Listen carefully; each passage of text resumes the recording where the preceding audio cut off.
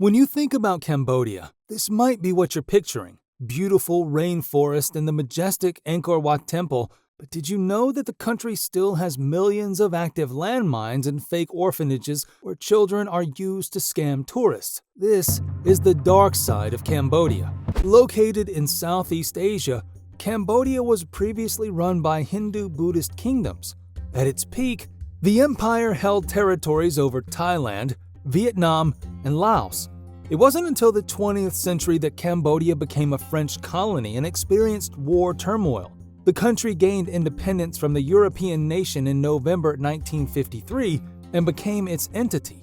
As the country started to gain its footing, it was devastated by the Khmer Rouge, a rural communist guerrilla movement between 1975 and 1979. As the result of this, millions of Cambodians were killed or died. This monumental tragedy is something that still affects the country in many ways.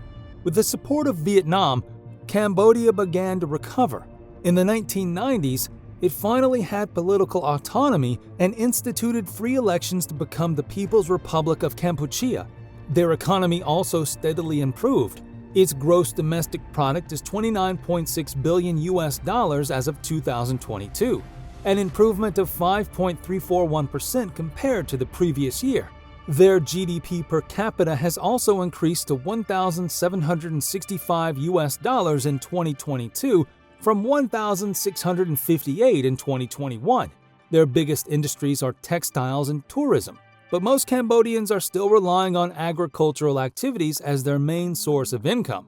As mentioned, one of the most devastating events in Cambodian history was the Khmer Rouge genocide. Khmer Rouge was a radical communist movement that took over Cambodia in 1975. Pol Pot, the military leader, was appointed the new prime minister. The leader wanted to create a Cambodian master race through social engineering by killing people he deemed unworthy. He isolated the country from the world, placed hundreds of thousands of urbanites into rural farming, and even eliminated the country's currency. During this time, ownership of private land and the practice of religion were outlawed. Pol Pot executed intellectuals, potential leaders, or potential threats, claiming they were enemies of the state. According to recollections, people were even eliminated just because they wore glasses or were able to speak a foreign language. Some victims were killed under the guise of medical experiments, where young Khmer Rouge members cut open perfectly healthy people just to learn medicine. There was also a killing field where people were murdered en masse with an axe to the back of the neck. One of the most well-known torture and extermination camps was S-21, where they were electrocuted, waterboarded, and starved prisoners to confess false information. It is estimated between 1.5 to 2.2 million people died during Pol Pot's regime. A remnant of the Khmer Rouge era and the American invasion in the early 1970s that still takes lives is the million of active landmines scattered across the country.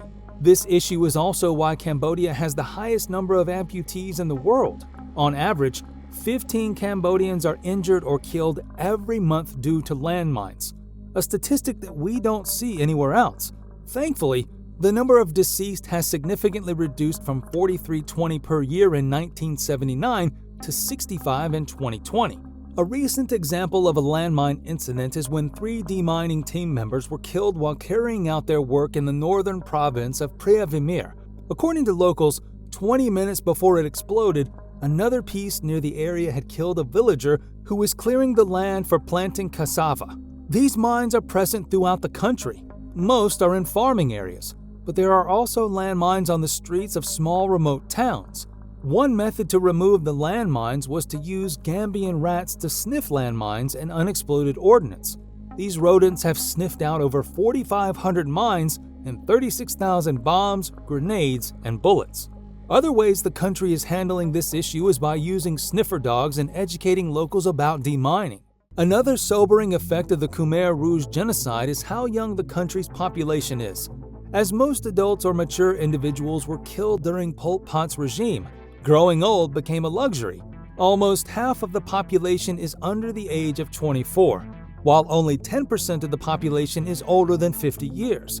Even the current median age of Cambodia is only 26.5 years old, while the global value is 30.3 years old. It is also important to note that the survivors of the Khmer Rouge era were mainly farmers, as most intellectuals were executed. That's why the country had a hard time starting its development initially.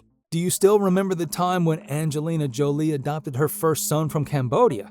As it turns out, many volunteers have placed Cambodia as their top destination. It even has its term, voluntourism, where tourists are volunteering in certain areas. One particular charity effort that volunteers always focus on is the orphanages. What these voluntourists don't know is they're supporting child exploitation by visiting and helping. According to resources, most of the orphanages' directors embezzle donor money and neglect the children they're supposed to care for. Another shocking fact is that most of the orphans have parents.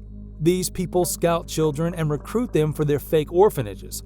The organizers will lie to their parents and tell them that the kids are getting a better education by joining them, when in fact, they're used to equip these orphanages. Sadly, most of the children involved will be traumatized. Being separated from their parents takes a toll on their mental health. They also suffer from attachment issues, as volunteers would shower them with love and leave them several days later. The country has taken some steps to fix this issue, such as shutting down orphanages and working with the UN to properly rehabilitate the children. Another threat to Cambodian children is child labor. The country still has over 300,000 children between the ages of 5 and 14 forced to work to support their needs and their families. Most of the kids are working in salt fields, factories, or construction sites to make ends meet. One particularly sad case is of a 10-year-old girl who lost an arm when she was working in a brick kiln. She is just one of the victims of bonded labor in the brick sector, where kiln owners offer loans to struggling workers and trap them. Because of this, the government has begun a crackdown to close kilns with child laborers, along with other businesses that employ children. Previously, there was a booming surrogacy industry in Thailand and Nepal, where Westerners sought low-cost options. However, these countries have closed their doors on international surrogacy due to concerns over exploitation, oversight, and safety of the surrogates. That's why people then turned to Cambodia. To capture the market, surrogacy clinics and agencies started to open up in Cambodia, offering services to foreigners right after Thailand and Nepal banned it. These packages range from $40,000 to $60,000 US. Many foreigners entered this arrangement despite warnings from the government that the practice has been illegal since 2016. As a result, the Cambodian court charged 33 Cambodian women with human trafficking violations after they agreed to carry babies for Chinese couples. The pregnant women were detained by the police and could face up to 20 years in prison.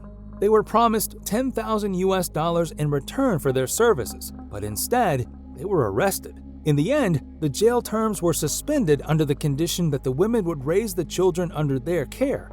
If they're found to have given up the children or mistreated them, they will be sent to prison. The Chinese couples, on the other hand, lost their money without getting anything back. One sight that you often see when you visit Cambodia is the presence of beer girls. These are young women, mostly under the age of 25, who work in beer gardens and karaoke bars, employed by beer companies to promote their products and other alcoholic beverages. Despite their contribution, beer girls are subjected to low wages, poor working conditions, frequent harassment, and health-related problems. These girls are only paid $100 per month, hardly enough to cover their costs of living. The average beer girl drinks an average of 1.5 liters of beer per night for 27 nights a month. This could lead to health issues such as liver problems. Most of them come from desperately poor families in the rural areas. They come to Phnom Penh to raise money and help their families back in the village. One worker was forced to work as a beer girl to ease the family's burden. She even had to sleep with her clients just to make ends meet. Thankfully, an organization called Care Cambodia started to take notice of this issue. The organization has implemented programs to organize workers, educate them, mentor them, and even provide hotlines for emergencies. The government and the NGO hope that these efforts would give these girls opportunities that they never got in the first place. Cambodia went through a traumatizing past, but it always managed to rise above and continue. It's a country that truly lives by its famous proverb, "Fear not the future, weep not for the past." There's no doubt that the country will continue to flourish despite its dark side.